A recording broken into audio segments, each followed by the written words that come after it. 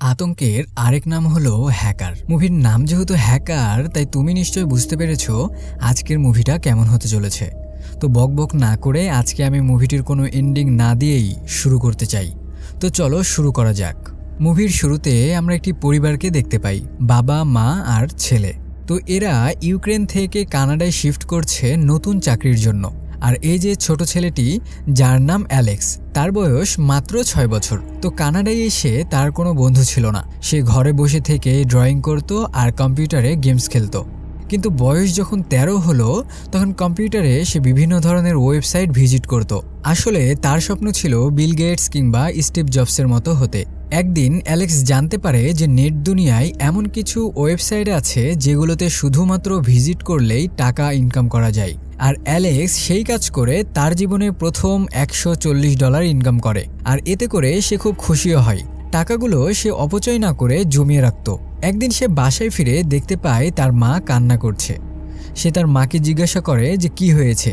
তখন তার মা বলে, আমি যে ব্যাংকে চাকরি করতাম সেই ব্যাংক থেকে আমাকে অব্যাহতি দেওয়া হয়েছে। তার মা বলে যে আমাদের এই বাড়িটা যেহেতু সেই ব্যাংক থেকে লোন নিয়ে কেনা হয়েছে, তাই টাকা পরিশোধ না করতে পারলে হয়তো আমাদেরকে তারা এখান থেকে বেরও করে দিতে পারে। তখন অ্যালেক্স বলে, চিন্তা করো না মা, আমি আমার স্কুল ফিসের জন্য কিছু টাকা জমিয়ে রেখেছি। তখন সে তার টাকাগুলো নিয়ে আসে আর তার মাকে দিয়ে দেয়। কিন্তু তার মা অবাক হয়ে যায় এবং বলে, তুমি এতগুলো টাকা কোথায় পেয়েছো? তুমি আবার চুরি টুরি করনি তো? তখন অ্যালেক্স বলে, না, আমি এগুলো জমিয়ে রেখেছিলাম। যাই হোক, এরপর অ্যালেক্স একটু মন খারাপ করে, কারণ তার এতদিনের টাকাগুলো আজকে দিয়ে দিতে হলো। আর টাকাগুলো নিয়ে তার কিছু স্বপ্নও ছিল। তো সে এবার টাকা ইনকাম করার জন্য বিভিন্ন রাস্তা খুঁজতে শুরু করে। এরপর সে তার কম্পিউটারে সার্চ করে ডার্ক ওয়েব।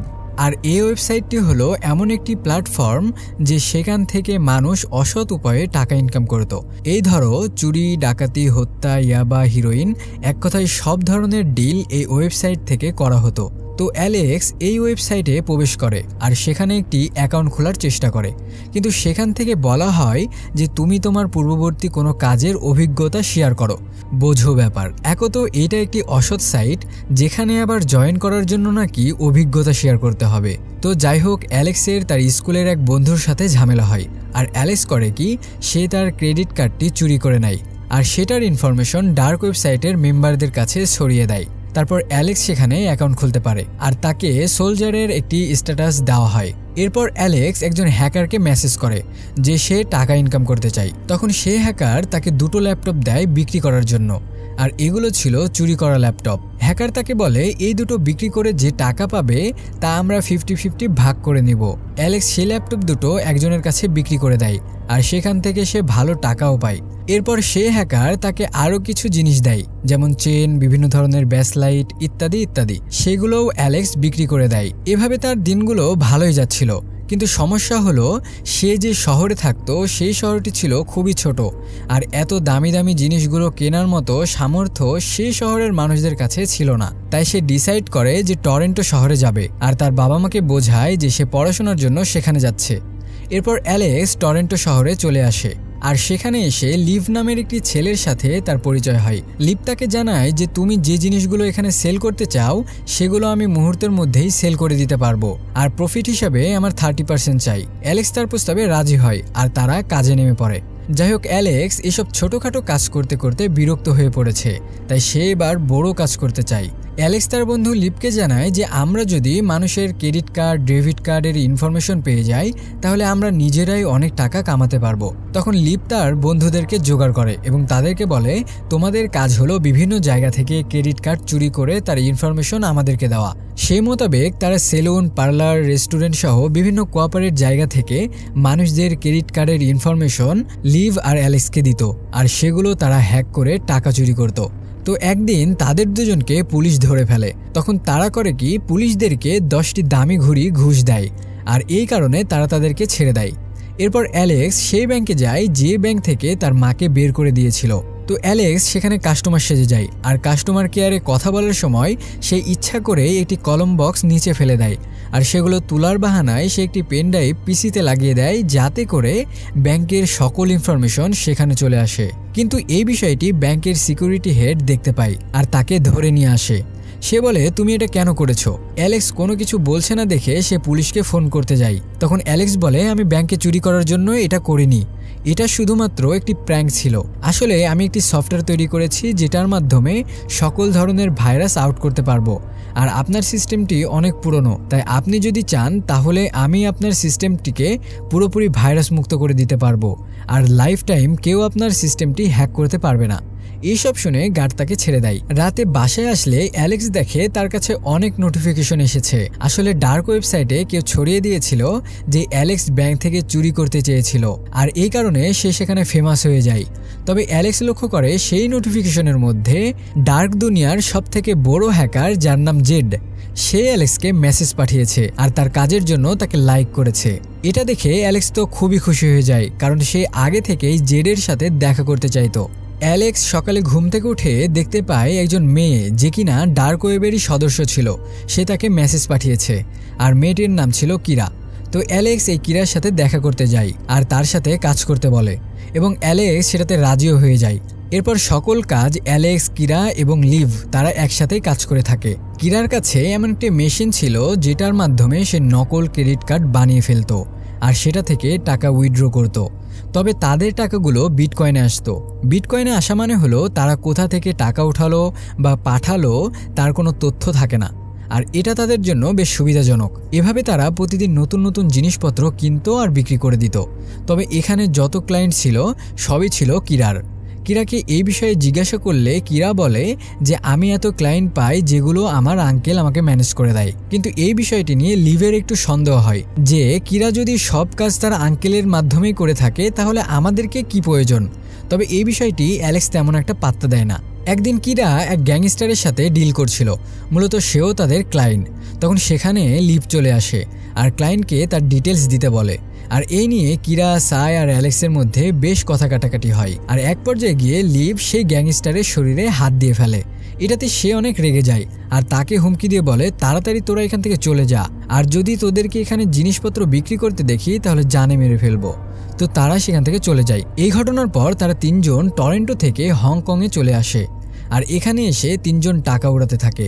তারা বিভিন্ন জিনিস কেনাকাটা করে আর এগুলোর বিল পে করছিল সেই নকল ক্রেডিট কার্ড দিয়ে, যেগুলো নকল হলেও নাম্বারগুলো ছিল আসল। তো বেশ কয়েকবার তাদের এই কারণে ধরা পড়তেও হয়েছে। একদিন তারা একটি বারে নাচানাচি করছিল আর সেখানে লিভের একজনের সাথে ঝামেলা লেগে যায়, আর এই কারণে পুলিশ তাদের দুজনকে জেলে নিয়ে আসে। পরের দিন কিরা তার আঙ্কেলকে দিয়ে তাদের দুজনকে ছাড়িয়ে নিয়ে আসে। সকালে যখন কিরা আর অ্যালেক্স বসেছিল তখন লিভ তাদের কাছে আসে আর তার সাথে কিছু টাকাও নিয়ে আসে। লিভ এতগুলো টাকা এক ধরনের কার্ড ব্যবহার করে তুলেছিল যেটা কিনা একবারই ব্যবহার করা যায়, কিন্তু লিভ এটা একাধিকবার ব্যবহার করেছে। আর এই বিষয়টি নিয়ে লিভ আর অ্যালেক্সের মধ্যে কথা কাটাকাটি হয়, আর রাগ করে অ্যালেক্স তাকে এখান থেকে চলে যেতে বলে, কারণ তাকে আর তার প্রয়োজন নেই। সেও এখান থেকে চলে যায়। এরপর কিরা আর অ্যালেক্স মিলে তাদের যত নকল কার্ড ছিল সেগুলো দিয়ে হংকংয়ের সকল এটিএম বুথ থেকে $2.3 মিলিয়ন চুরি করে নেয়, আর প্রত্যেকটি বুথে ডার্ক ওয়েবসাইটের ভিজিটিং কার্ড রেখে দেয়। আর এই ঘটনা তখন ট্রেন্ডিংয়ে চলে আসে, কারণ এক রাতের মধ্যেই এতগুলো টাকা চুরি হয়ে গেছে। কিন্তু কে বা কারা এই ঘটনার সাথে জড়িত তাদেরকে খুঁজে পাওয়া সম্ভব হয় না।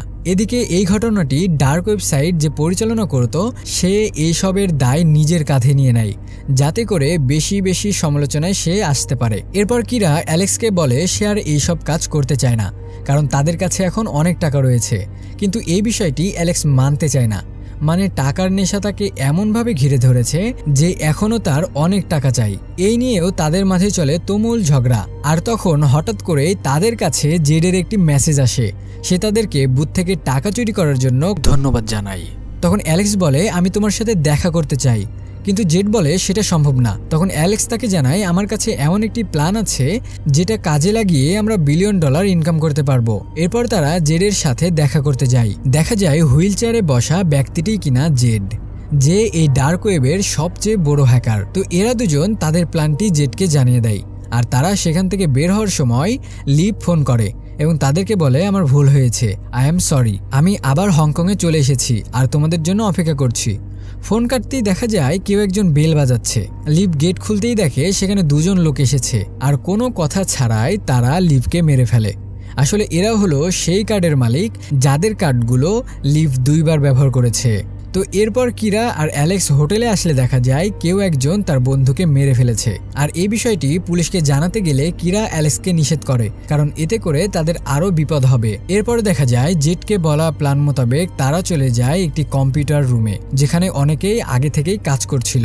আর জেড তার শেয়ার মার্কেটের সব খবরগুলো দেখছিল। এদিকে ফেডারেল রিজার্ভ ব্যাংকের চেয়ারম্যানকে শুট করে দেওয়া হয়, আর সে সেখানে মারা যায়। আর সাথে সাথে এই খবর কিরা, অ্যালেক্স এবং তার গোটা টিম মিলে নেট দুনিয়ায় ছড়িয়ে দেয়।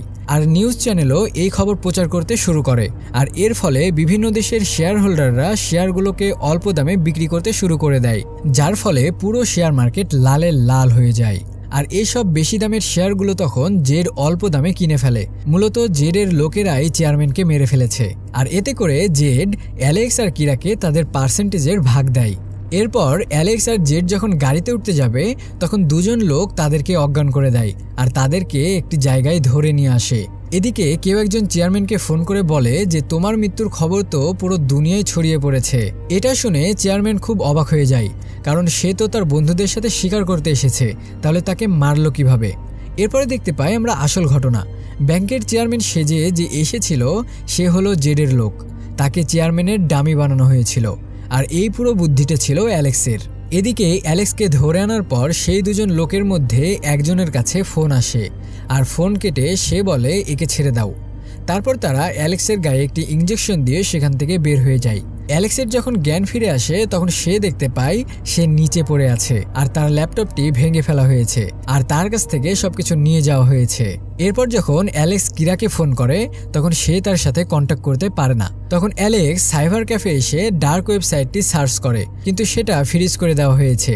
এরপর সে একটি নিউজ দেখতে পায় যেখানে বলা হয় ডার্ক দুনিয়ার হ্যাকার জেডকে পুলিশ অ্যারেস্ট করে নিয়েছে, আর কিরা পালানোর চেষ্টা করায় পুলিশের গুলিতে সে নিহত হয়। এটা দেখে অ্যালেক্স খুব আপসেট হয়ে যায়। আর সেই সাইবার ক্যাফে ততক্ষণে পুলিশ চলে আসে আর তাকে ধরে নেয়, কারণ সে সেখানে ডার্ক ওয়েবসাইটটি সার্চ করেছিল। আর পুলিশ তাকে ট্রেস করে ফেলে। এরপর পুলিশ অ্যালেক্সকে থাইল্যান্ডের একটি জেলে পাঠায়, যেখানে তাকে 2 বছর কাটাতে হয়। যেদিন অ্যালেক্স জেল থেকে বের হয় সেদিন সে একটি গাড়িতে একটি মেয়েকে দেখতে পায়, আর এই মেয়েটি আর কেউ নয়, সে হলো কিরা। অ্যালেক্স কিরাকে দেখে অনেক খুশি হয়, কারণ সে জানতো যে কিরা মারা গিয়েছে। এরপর কিরা সবকিছু বলতে থাকে। কিরা বলে আমি তোমাকে যে আঙ্কেলের কথা বলতাম সে হলো ব্যাংকের হেড অফ সিকিউরিটি, যে তোমাকে পেন ড্রাইভ সহ ধরেছিল। আসলে আমি একবার জেলে ছিলাম, তখন সে আমাকে প্রস্তাব দেয় যে জেড নামের হ্যাকারকে যদি ধরতে আমি সাহায্য করি তাহলে সে আমাকে জেল থেকে মুক্ত করে দিবে। আসলে সেই সিকিউরিটি অফিসার FBI এর সাথে যোগ দিয়ে জেডকে ধরার প্ল্যান তৈরি করে, আর তিনিই আমাকে তোমার ফাইলটি দিয়েছিল যাতে করে সহজেই জেডকে তারা ধরতে পারে। আর সেই গ্যাংস্টার যে কিনা আমাদেরকে হুমকি দিয়েছিল, আসলে এরাও আমার লোক ছিল। তুমি তো হংকংয়ে যেতে চাইছিলে না, তাই তোমাকে ওদের মাধ্যমে হংকংয়ে নিয়ে এসেছি, কারণ জেড হংকংয়েই থাকতো। আসলে তাকে ধরাই ছিল আমার মূল কাজ। তখন অ্যালেক্স বলে তুমি আমাকে মিথ্যা বলেছো, কিন্তু কিরা বলে আমি তোমাকে মিথ্যা বলিনি। আসলে অনেকবার তোমাকে বলার চেষ্টা করেছি, কিন্তু সুযোগ হয়ে ওঠেনি। এরপর তারা গাড়ি নিয়ে নতুন জীবন শুরু করার জন্য বেরিয়ে পড়ে, আর মুভিটি এখানেই শেষ হয়ে যায়। তো কেমন লাগলো মুভিটির গল্প তা কমেন্টস করে জানিও, আর ভালো লাগলে তো সাবস্ক্রাইব মাস্ট বি।